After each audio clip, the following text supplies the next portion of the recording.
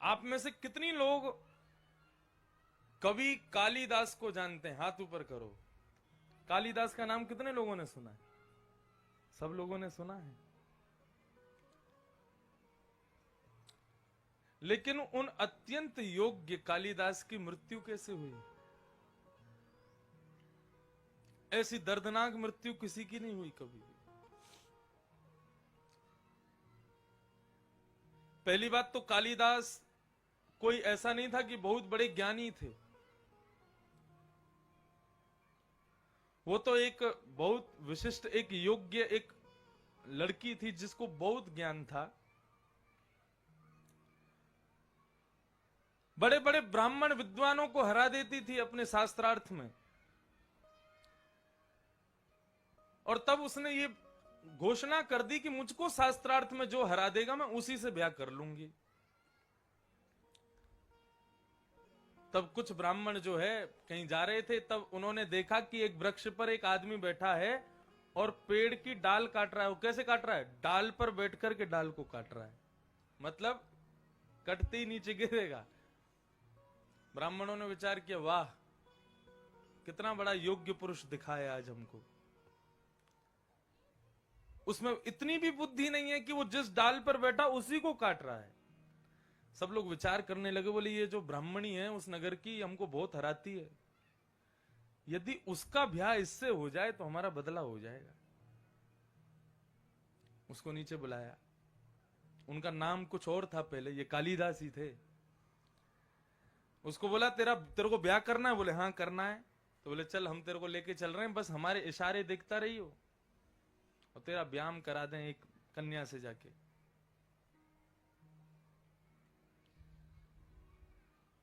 ब्राह्मणों ने पहली पत्र भिजवा दिया, बोले तुम तैयार हो जाओ, एक तुमको भी परास्त करने वाला बहुत बड़ा विद्वान आ रहा है तुम्हारे नगर में। उसने कहा अच्छा, मुझे परास्त करेगा? तैयार हो गई युवती। आमने सामने मंच लगे दोनों के।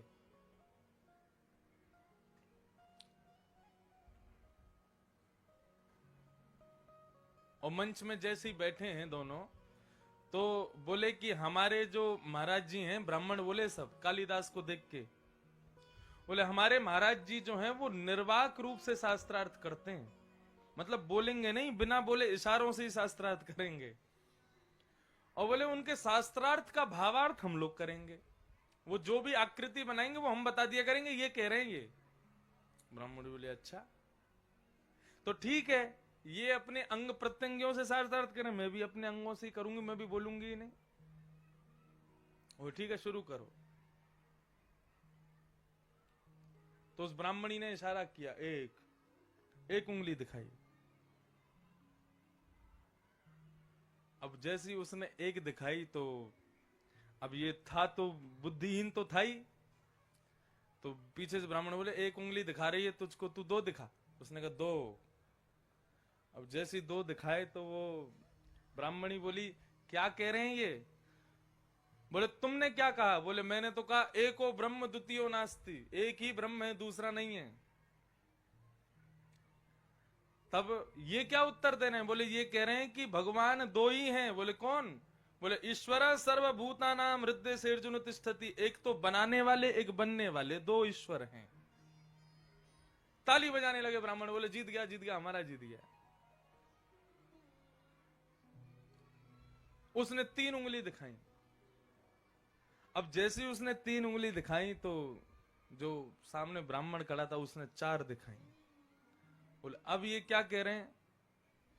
बोले आपने कहा कि ये संसार त्रिगुणातीत है, लेकिन इस त्रिगुणातीत संसार को जानने के लिए चार वेद हैं, ये कह रहे हैं। ताली बजाने लगे, जीत गया, ये जीत गया। उसने पांच उंगलियां दिखाई सामने से, पांच उंगलियां दिखाई तो इसने पांच उंगलियों की एक मुट्ठी बना करके जोर से मारा। बोले ये क्या कह रहे हैं? बोले पहले तुम बताओ कि तुम क्या कह रही हो। बोले कि तुम ये कह रही हैं कि मनुष्य के शरीर को चलाने वाली पंच ज्ञान इंद्रियां होती हैं। तो बोले ये क्या उत्तर दे रहे हैं? बोले ये उत्तर दे रहे हैं पंच ज्ञान इंद्रियों को अपने वश में रखो, नहीं तो फंसा देंगी तुमको। ताली बजाने लगे, जीत गया जीत गया जीत गया, ब्याह करो इससे। ब्राह्मणी बोली अब तो करना पड़ेगा, और उसने चरणों में प्रणाम करते हुए माला पहनाई और उसके साथ में ब्याह कर लिया। ब्याह हो गया। अब ब्याह के बाद में कालिदास जी के साथ में अभी भी नाम उनका कालिदास नहीं पड़ा। घर पर आ गए, एक साथ दोनों रहने लगे। सब लोग इधर देखो, वंदे मातरम चल रहा है वहां पे।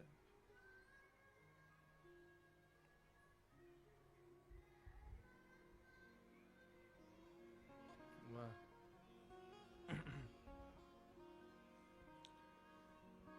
इसमें तो खड़े नहीं होते ना, हैं?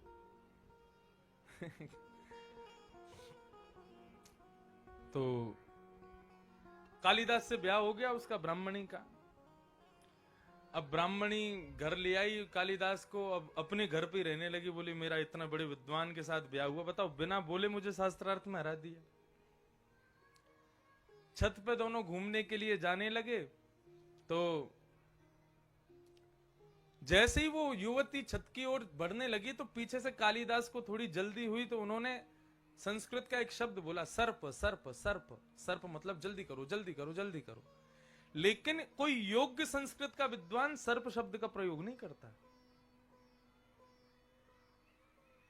वो समझ गए, बोले कि इसके स्पष्टीकरण से भी पता चल रहा है कि ये संस्कृत का योग्य तो है नहीं, ब्राह्मणों ने मुझे फंसा दिया है। और एक दो वार्तालाप उन दोनों के बीच में हुई तो वो समझ गए, ओ हो ये तो किसी मुझसे बदला लेने के लिए इन लोगों ने मूर्ख से ब्याह करा दिया मेरा। तो उस युवती ने ऊपर छत से धक्का दे दिया कालिदास को। अब वो जैसे ही नीचे गिरे तो नीचे था काली मैया का मंदिर, और काली मैया के मंदिर के सामने कालिदास गिरे और उनकी जीभ का अग्रभाग उनके दोनों दांतों के बीच में कट गया, और वो कट करके काली के चरणों में गिर गया। काली मैया प्रकट हो गई, और प्रकट होकर के उन्होंने हाथ फेरा, संपूर्ण ज्ञान कालिदास को हो गया। तब उनका नाम पड़ा कालिदास। और इतने विद्वान इतने विद्वान इतने विद्वान हो गए कि उनको ऐसा बोध कि किसी किताब को देख लें, बस किताब एक बार देखने की आवश्यकता पूरी कंठस्थ हो जाती थी। इतना बोध उनको हो गया काली मैया की कृपा से। बड़ी बड़ी टीकाएं, बड़ी बड़ी किताबें लिखी उन्होंने, लेकिन अंत बहुत खराब हुआ कालिदास का।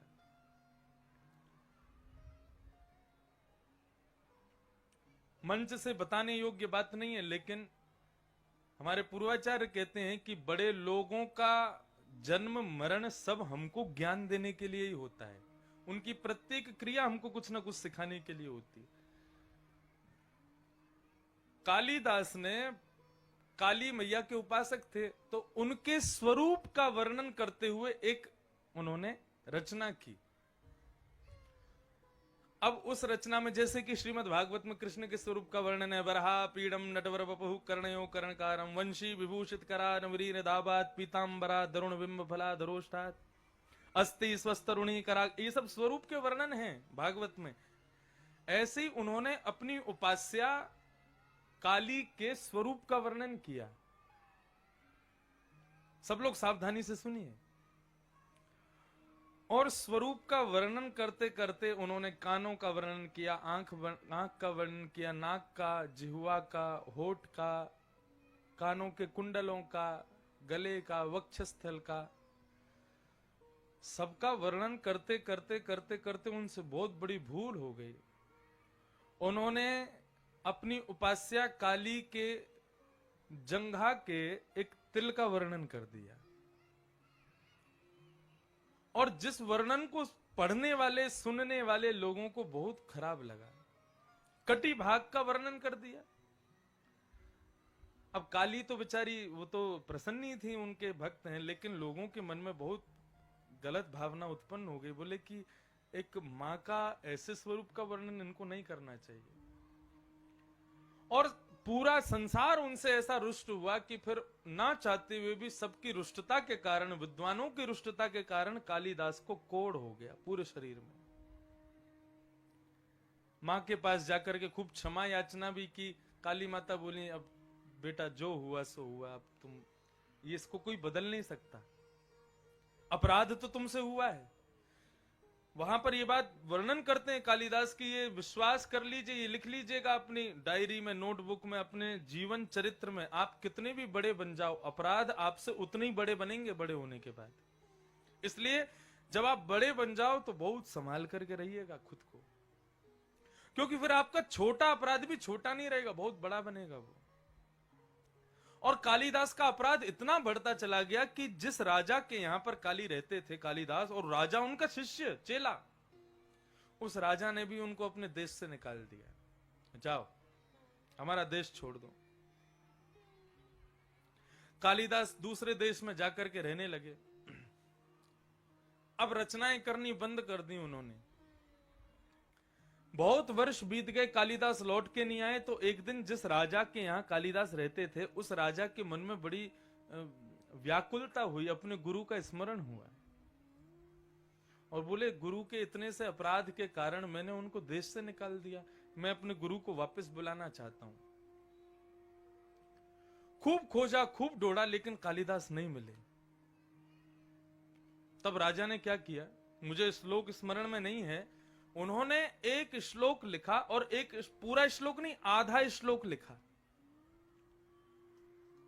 और नीचे लिख दिया, जो भी इस श्लोक को पूर्ण करेगा उसको राजा अपनी तरफ से एक उपहार देंगे। उसको, राजा को पता था ये कालिदास के अलावा इसको कोई पूरा नहीं कर सकता। श्लोक क्या था? श्लोक ये था, सोने में सुहागा, ये शब्द केवल सुना गया है, कभी देखा नहीं गया। या कमल से कमल उत्पन्न होना, ये बात भी केवल सुनी गई है, लेकिन देखने को कभी नहीं मिली कि कमल में से कोई कमल उत्पन्न हो गया हो। तो राजा ने ये श्लोक लिखा, कमल से कमल उत्पन्न होना, ये बात केवल सुनी गई है, देखी कभी नहीं गई। आधा श्लोक लिखा। अब पूरा श्लोक ये लिखना था कि भाई कमल से कमल उत्पन्न होता कैसे है, इसको पूर्ण करो। समझ रहे ना बात को? ये श्लोक लिख करके राजा ने टांग दिया, बोले जो पूरा करेगा उसको मैं अपनी तरफ से एक तोहफा दूंगा, और ये भी कह दिया आधा राज्य दे दूंगा अपना। वो जानते थे कालिदास के अलावा कोई पूरा कर ही नहीं सकता इसको।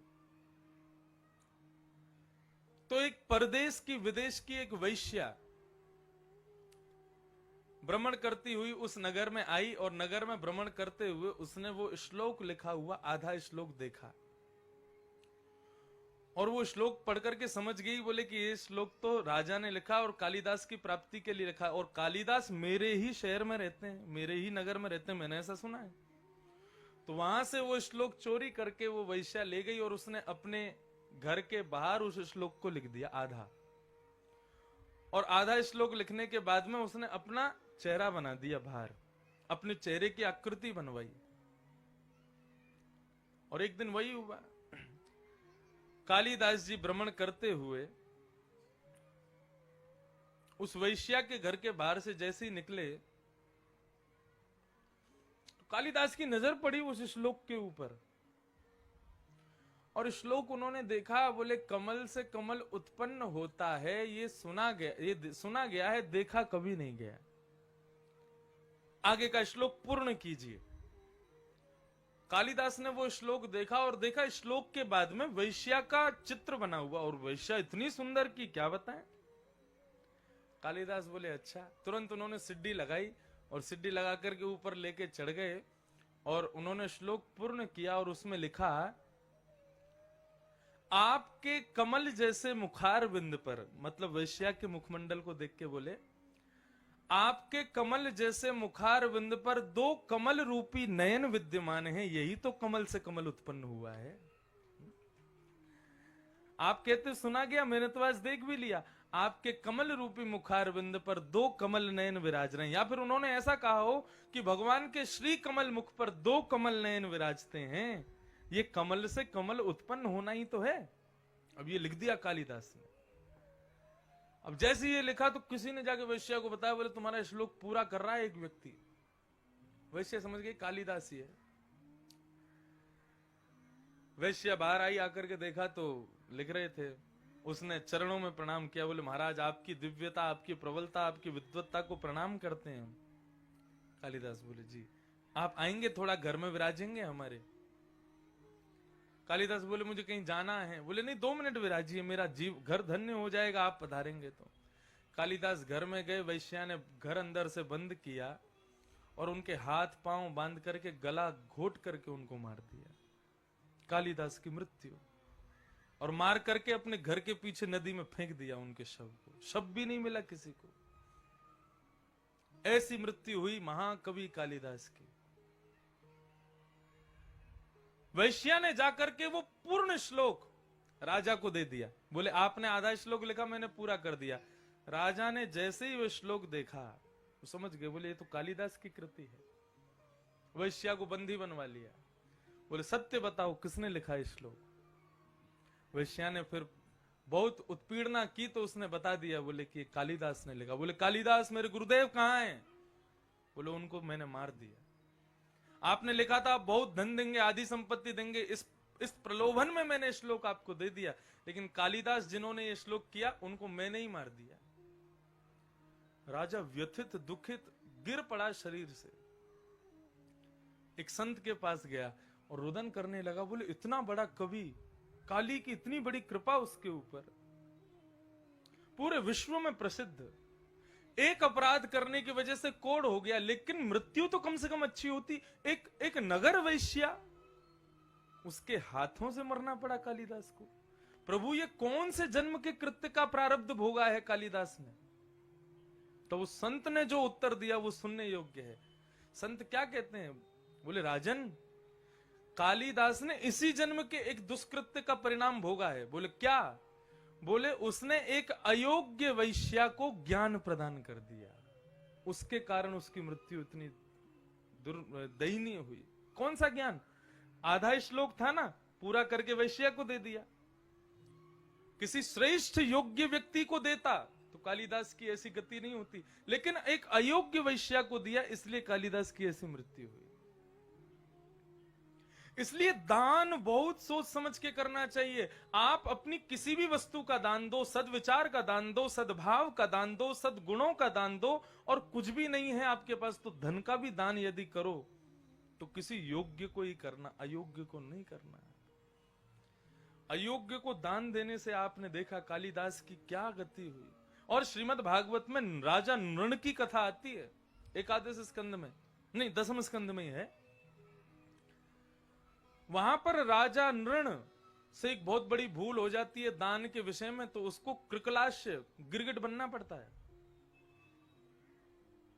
इसलिए योग्य वस्तु का दान किसी योग्य पात्र को ही दीजिएगा, अयोग्य को मत दीजिएगा। नहीं तो अयोग्य वैश्या को दान देकर के कालिदास ने अपनी मृत्यु को भी श्रेष्ठ नहीं बना पाए वे। तन पवित्र कर दान, तन की पवित्रता दान में है, लेकिन ऐसा नहीं है कि फिर किसी को भी दो, कुछ भी नहीं।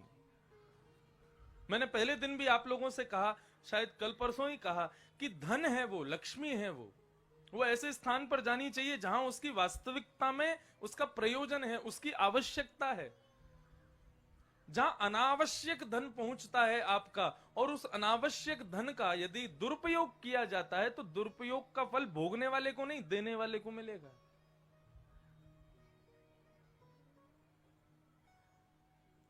और ऐसा भी वर्णन है, कोई बहुत ज्यादा जरूरतमंद है और उसको आप उसकी योग्यता के अनुसार नहीं देते हो।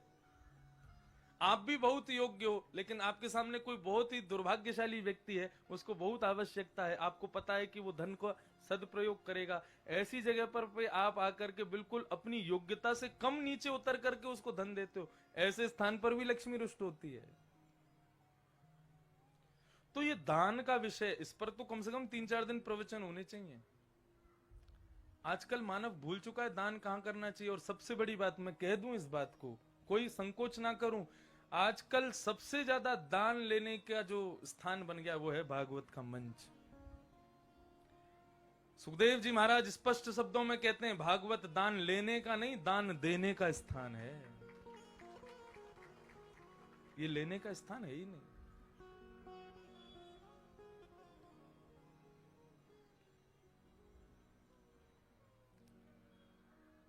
सुखदेव जी ने परीक्षित से कभी भी नहीं कहा होगा तुम मेरा तिलक करो, मुझे इतना दो, मुझे ये दो, मुझे वो करो, ये करो।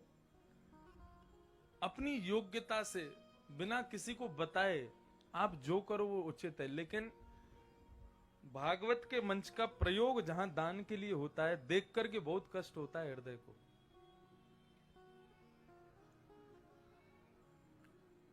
तो तन पवित्र कर दान, तन की पवित्रता दान में है, लेकिन दान के लिए पहले योग्यता ढूंढिए, योग्य पात्र ढूंढिए, तभी दान कीजिए, नहीं तो मत कीजिए।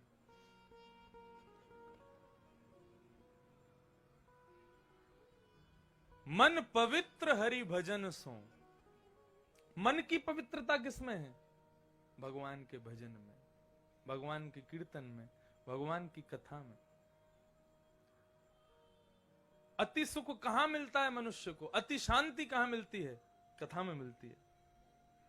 भगवान गीता जी में एक बात कहते हैं कि मानव को सुख की इच्छा नहीं है। अतिशय सुख भी दुख देता है, मानव को शांति की इच्छा है। और आप सबसे ज्यादा शांत यदि कहीं रह रहे हैं तो वो कथा में आके ही रह रहे हैं, बिल्कुल नहीं बोलते, बिल्कुल शांत बैठे हैं, बैठ करके श्रवण कर रहे हैं। इस शांति से ही आपको सुख आनंद की अनुभूति होती है। तो मन की पवित्रता किसमें? मन को शांति किसमें? मन की सहजता किसमें? मन पवित्र हरि भजन सो। हरि के भजन में मन की पवित्रता हो